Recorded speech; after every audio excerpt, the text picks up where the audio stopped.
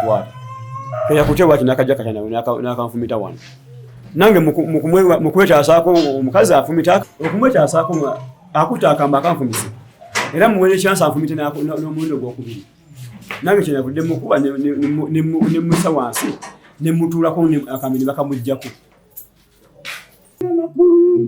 tolaga fesi gwe nnyonnyola omubulire ebiriwo ebikuma naawe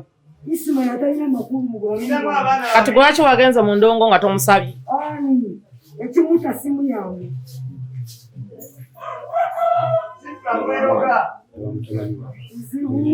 oyo simwegera muko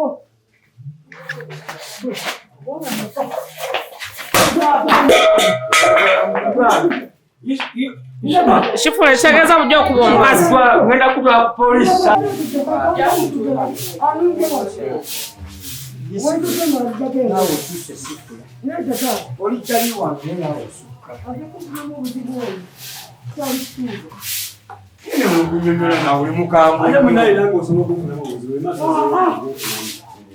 yamugambye mbamwerekereko nembagaana iyo omukazi ngalemerako nebagenda n'omwana nebatuuka eyo ebyabaddeyo saategedde bakomeyo saa 8 gwa kiro bwe mugambako nga omukyala yazze mu kuyomba yagenza okukyakala nga takusabye teyansabye ye yasazeho obusazi n'agamba mbwagenda ku ssaawa 6 omuntu omufumbo ova otya mu nnyumba ku ssaawa 6 olekemu omusajja n'omwana omuto omwaka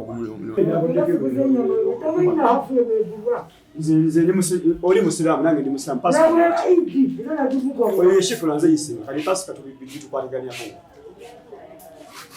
omukyala agamba newe bayidi yakula ennyama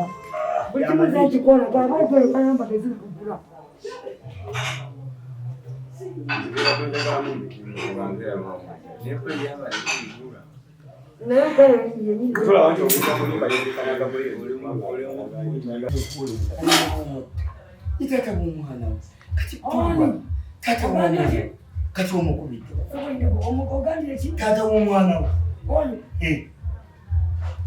omwana wo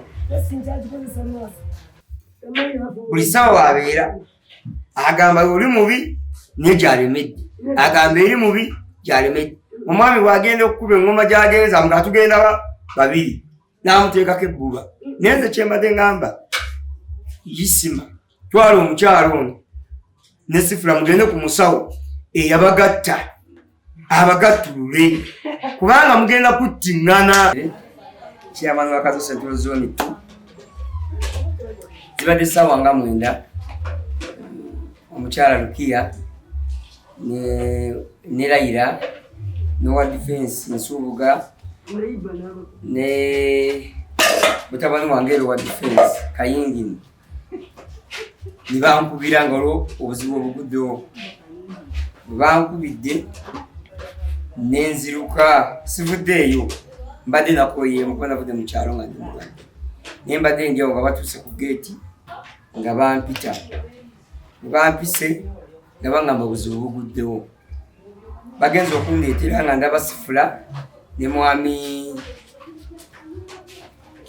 mani Isima nimbuuza ate buzibu ki nga batandika Isima nga agamba nabadde ne mukyala wange nga tuli awaka twabadde awaka mukyala wange zituulawo n'awulira akadongo bw'awulira akadongo Musifula agamba balina gye bagenda okukola awaka mwami Medi n'angamba baakomyewo ne bagula walagi wa 4,400 n'amwerekera n'agula walagi wa 4,400 n'agula n'akakoola naye walagi baamunywa 2 Medi ayogedde amazima walagi baamunywa 2 olunyanywako 2 ne bagula n'amayirungi ne bagalya ne babeerawo baawulidde endongo Sifula n'agamba olw'akadongo ke nawulidde waggulu eri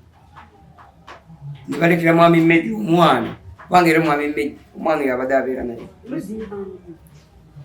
Isima ne bamulekera omwana ne bagenda bwe bagenda omukulu n'akomawo n'agamba muwala we ndekera essimu eyo nange nneme okwebbawa ndabe ku bufirimu. Amala okulaba bufirimu naye yasanze mu firimu ng'amaze ogiraba nga mulimu ekikolwa ekibi muvi naye nga si nnungi. N'atyo kibuulira omwana n'ategeeza mukyala we Sifula amubuulire mu mpola. Yamaze omubuulira ne bafunamu obutakkaanya. Bafunyeyo obutakkaanya ne bayombagana. Kuyombagana Sifula n'akwata Isima ku mukono. Kati Isima obusungu obungi n'akubba omukyala.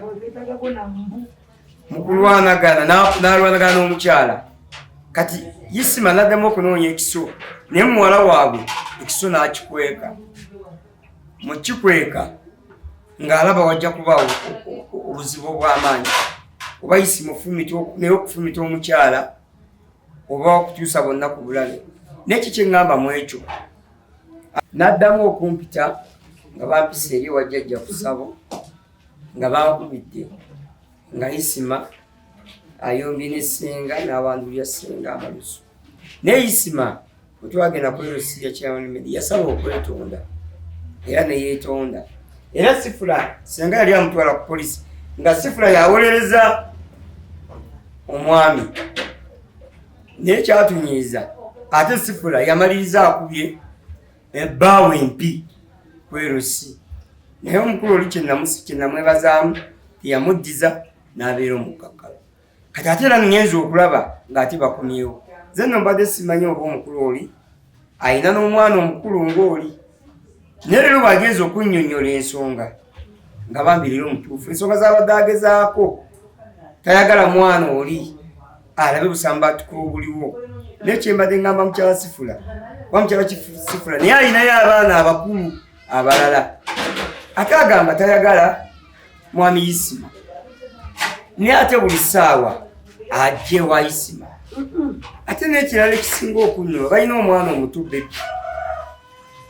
Sifula ngezezaako mugamba oba tokyayagala mwami Isima, tukuwa omwana ogende naye bajja kuwa obuyambi nagaye talina gy'atwala mwana. Oba ye kyayinza okukola ye Isima anobe aleke Sifula mu nnyumba. Nenkubamu ekifaananyi ayina omwana we oli omuwala mukulu amutwalewa era basula wano omwana. Ate nga Sifula ayina wasobola okubeera. Sifula ekizibu kyayina yandibadde mukyala mulungi. Ne Sifula bw'anywa omwenge ne zivaako n'alya n'amayirungi kikyamu n'akawala gyako zivaako. Nekye naalibadde ndowooza abakyala mwandibadde mukolanga mamaama.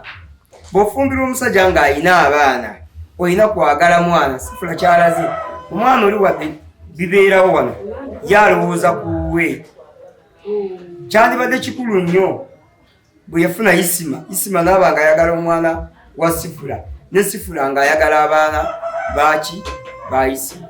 Ne kati oli omwana muto mwaka gumu n'emyezi 12 abonaabona n'emyezi 3 abonaabona yamumusuulira n'amuleka Isima. Kati omwana bo bennyini bamukolako tukya. Isima bwe yakwata omwana ng'alina bwasenga gy'amututte Sifula yalowooza mbu gyamututte musawo. Ate bwe mbagezezzaako mwawukane Isima ŋŋambye balina endagaano gye baakola nga tebaawula.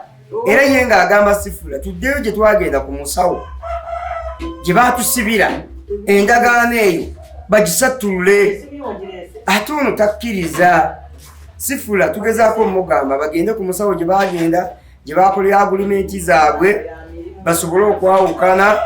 Naye ate Sifula takkiriza. Kikyeŋŋamba oyo alina abaana abasinga abange obukulu. Omwana wange omukulu wameka 17.